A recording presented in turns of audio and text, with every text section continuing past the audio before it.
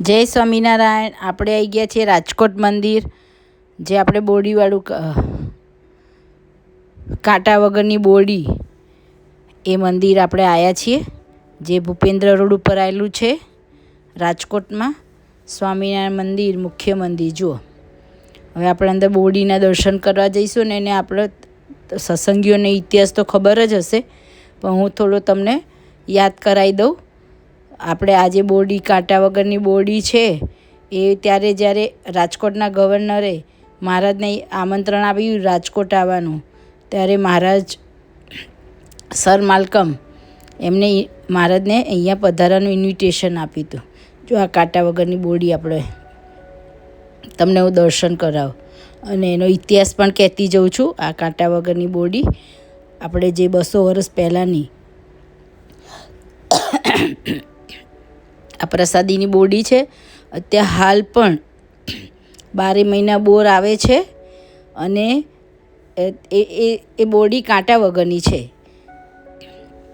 આ બોરડી જ્યારે સર માલ્કમે જ્યારે મહારાજને ઇન્વિટેશન આપ્યું ત્યારે અહીંયા પધાર્યા મહારાજ, અને આ બોરડી નીચે મહારાજ બેઠા હતા. આ પાછળ જે છત્રી દેખાય છે ત્યાં મહારાજ બેઠેલા હતા અને સર માલ્કમ જોડે સભા કરી, બેઠા, વાતો કરી અને એમને શિક્ષાપત્રી પણ ગિફ્ટમાં મહારાજે આપી. અને જ્યારે મહારાજ વિદાય લેતા હતા અને ગોપાળાનંદ સ્વામી ઊભા થયા તો એમનો પાગનો છેડો એ એમના કાંટામાં ભરાઈ ગયો. જ્યારે ગોપાળાનંદ સ્વામીએ કીધું કે આવા પૂર્ણ પુરુષોત્તમ નારાયણ એ તારા બોરડી નીચે આવીને બેઠા તો પણ તારો સ્વભાવ ના સુધર્યો એમ કીધું. ત્યારે બોરડીના કાંટા બધા ખરી ગયા બોરડીમાંથી, અને આજ સુધી કાંટા વગરની બોરડી છે. અને સરસ મીઠા બોર 12 મહિના આવે છે અને રોજ જે ત્યાંના હરિભક્ત બોરની પ્રસાદી ચાખે છે ને લે છે. અને આ પ્રસાદીની બોરડી છે અને અહીંયા અચૂક દર્શન કરવા આવવા જેવું છે. બહુ સરસ છે દર્શન. મંદિર પણ મસ્ત છે, બનાવેલું છે, આપણા વડતાલના તાબાનું છે. જો આ કાંટા વગરની બોરડી. આ ગોપાળાનંદ સ્વામીએ કીધું કે મહારાજ મળ્યા પછી જો આપણો સ્વભાવ ના સુધરે તો શું કરવાનું, એવું આપણા ઉપર પણ કહેવા માગે છે કે પૂર્ણ પુરુષોત્તમ નારાયણ મળ્યા પછી આપણો સ્વભાવ ના સુધરે તો શું. બોરડીને સમજ પડી એમ આપણને પણ સમજ પડવી જોઈએ. જો અહીંયા બેઠા હતા મહારાજ અને સર માલ્કમ. જો અહીં પ્રસાદીની છત્રી છે. આપણે દર્શન કરીએ.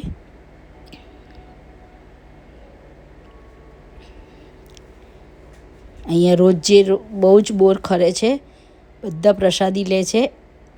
જો આ છોકરાઓ જો બોર વીણે. આ મંદિર છે, આ દર્શન કરવા જઈશું. પાછળ ઉતારા અને ઉતારાની સગવડ છે. જો આ મોટું મેદાન છે. સંત નિવાસ સ્થાન, ગેટ. આટલું મોટું પ્રસાદીની જગ્યા છે. આ મંદિર છે. આપણે અંદર દર્શન કરવા જઈશું. વડતાલના તાબાનું છે.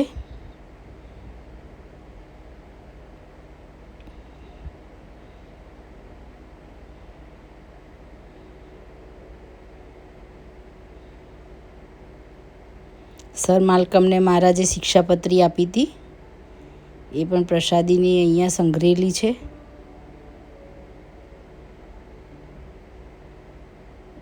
પ્રસાદીની શિક્ષાપત્રી આપી હતી અહીંયા. અને જે મહારાજ પાલખી પર બેસીને આવ્યા હતા એ પણ પ્રસાદીની અહીંયા છે. એ પાલખી પણ પ્રસાદીની છે.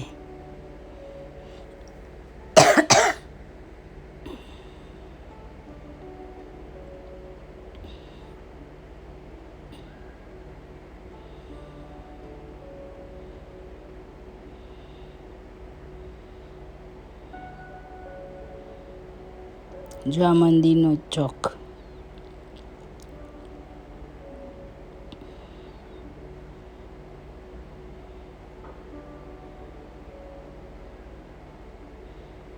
જય ગણપતિ દાદા, જય સ્વામિનારાયણ,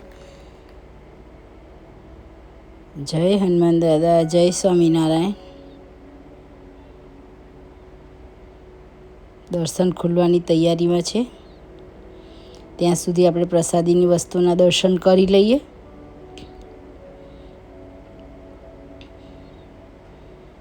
જો આ પ્રદક્ષિણા વિભાગ છે.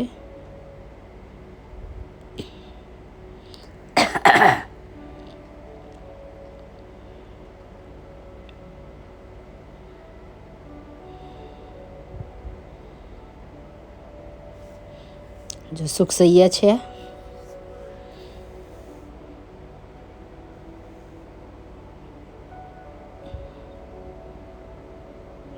આપણે દર્શન કરતા જઈએ બધી જગ્યાના પ્રસાદીના. નીલકંઠવાણી,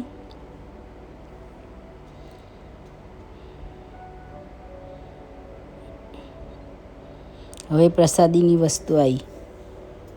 જો પાલખી, જે મહારાજ બેસીને આવ્યા હતા એ પાલખી. મહારાજની તબિયત પણ બહુ સારી નહોતી જ્યારે અહીંયા પણ રાજકોટના ગવર્નરની આગ્રહથી મહારાજ જરૂર પધાર્યા હતા. આ શ્રીજી મહારાજ બિરાજમાન થયેલા એ આ ઢોલિયો છે પ્રસાદીનો.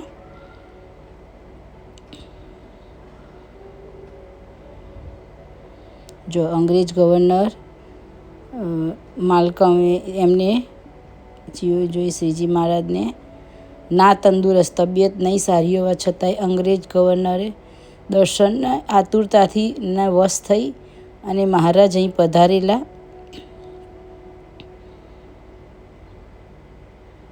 આ પ્રદક્ષિણા વિભાગ છે.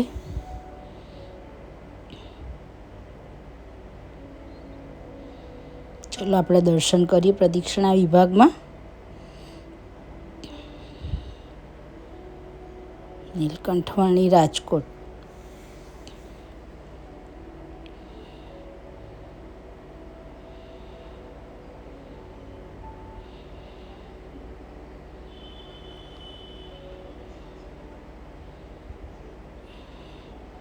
જો આ કેટલું મોટું મંદિર છે.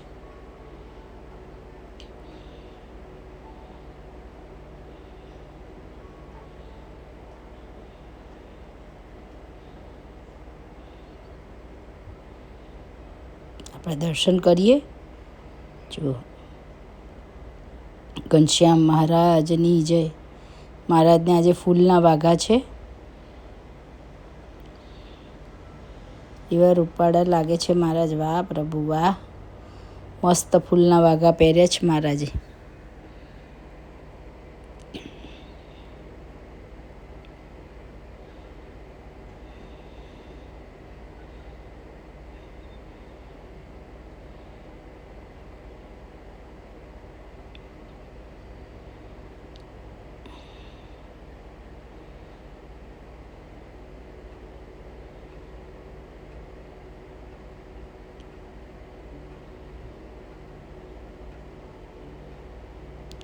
લક્ષ્મીનારાયણ દેવ અને સ્વામિનારાયણ ભગવાનની જય.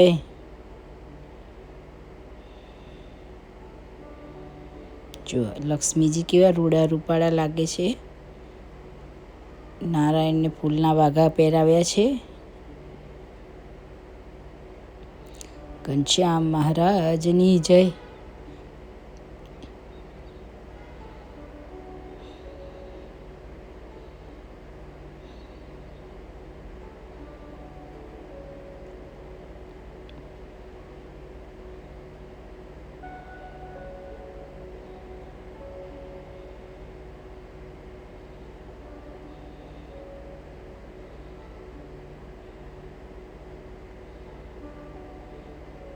ધર્મપિતા ભક્તિ માતા હરિકૃષ્ણ મહારાજની જય.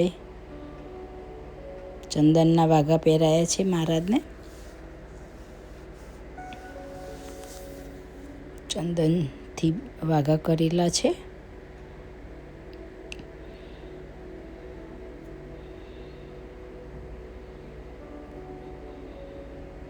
ધર્મપિતા ભક્તિ માતા.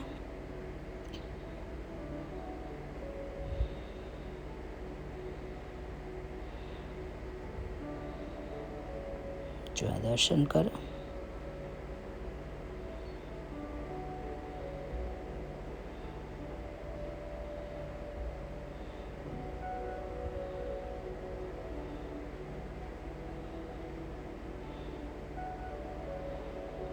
સૂર્યનારાયણ દેવ